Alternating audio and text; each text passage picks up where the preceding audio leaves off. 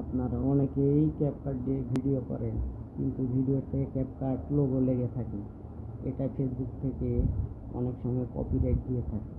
এর জন্য আজকে আমরা দেখব কীভাবে ভিডিওতে লোগো কেটে দিতে হয়। প্রথমে নিউ প্রজেক্টে যাবেন, একটা ভিডিও সিলেক্ট করবেন। আমি 5 সেকেন্ডের একটা ভিডিও সিলেক্ট করলাম।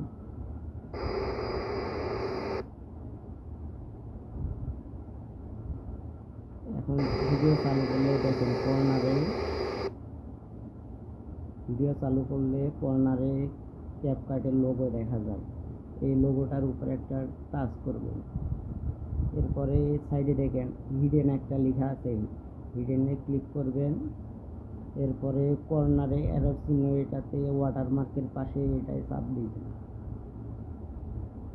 এরপরে পিছনের এই ইন্ডিং ভিডিওর শেষে একটা শেষের দিকে ইন্ডিং লেখায় চাপ দিবেন এবং এই অপশনটা সিলেক্ট হলে ডিলিট করে দিবেন।